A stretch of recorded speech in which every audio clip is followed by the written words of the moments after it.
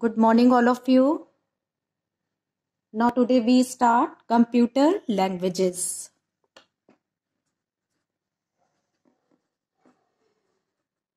What is a language? Language क्या होती है? भाषा. भाषा क्या होती है? भाषा वह माध्यम है जिसके द्वारा हम अपने विचारों और भावों को व्यक्त करते हैं. ठीक है. और कंप्यूटर क्या है? एक मशीन. तो कंप्यूटर की जो भाषा होती है वो होती है मशीन लैंग्वेज. ओके. कंप्यूटर की भाषा को दो भागों में डिवाइड किया गया है. एक LLL और दूसरा है HLL. LLL का मतलब होता है लो लेवल लैंग्वेज. इसे मशीन लैंग्वेज भी कहते हैं. मशीन लैंग्वेज क्या होती है हमारी? 0 और 1. इस 0 और 1 को हम बिट्स भी कहते हैं. बिट्स का पूरा नाम होता है बाइनरी डिजिट और यही बाइनरी डिजिट हमारे 0 और 1 होते हैं.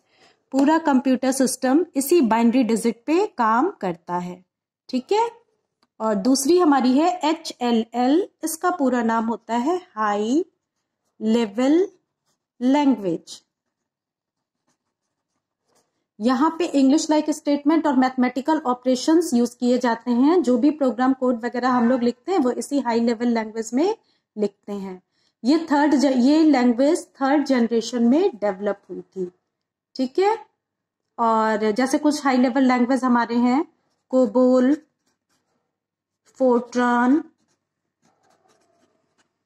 C++. ये सब थर्ड जनरेशन के एग्जाम्पल्स हैं. कोबोल का पूरा नाम होता है common business oriented language. Fortran का पूरा नाम होता है फॉर्मूला ट्रांसलेटर. ठीक है.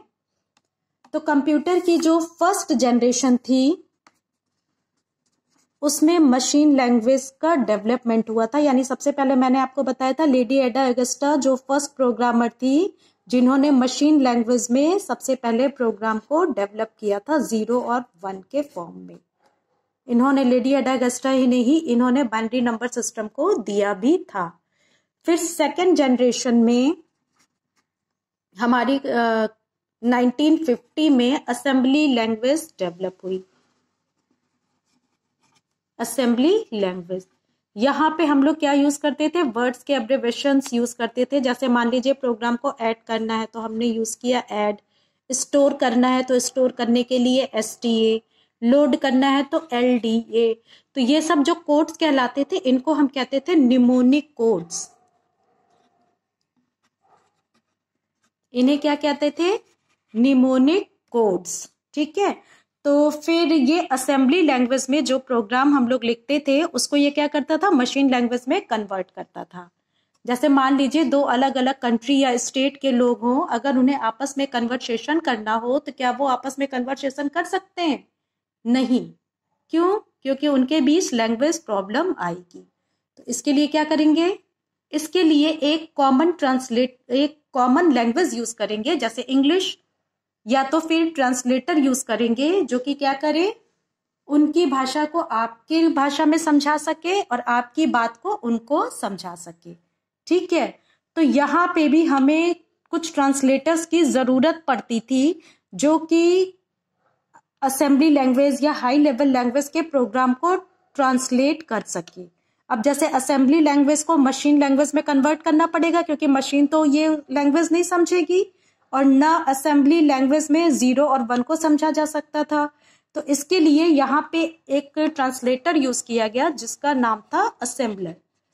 ठीक है. असेंबलर क्या करता था? असेंबली लैंग्वेज को मशीन लैंग्वेज में कन्वर्ट कर देता था. ओके. उसके बाद थर्ड जनरेशन में हमारी HLL high level languages develop हुई. थर्ड जनरेशन में इनको 3GLS भी कहा गया जिसका मतलब होता है थर्ड जनरेशन लैंग्वेज. ठीक है. इसमें हमारी हाई लेवल लैंग्वेज डेवलप हुई. ये हाई लेवल लैंग्वेज क्या होती थी? जहां पे इंग्लिश लाइक स्टेटमेंट या फिर मैथमेटिकल ऑपरेशंस यूज किए जाते थे उसे हम हाई लेवल लैंग्वेज कहते थे. ठीक है. तो इस हाई लेवल लैंग्वेज में जो भी स्टेटमेंट्स लिखे जाते थे वो भी कंप्यूटर की मशीन लैंग्वेज नहीं समझ सकती थी। तो उसके लिए हम लोगों ने क्या यूज किया, जो ट्रांसलेटर यूज किए गए उसका नाम था कंपाइलर और इंटरप्रेटर।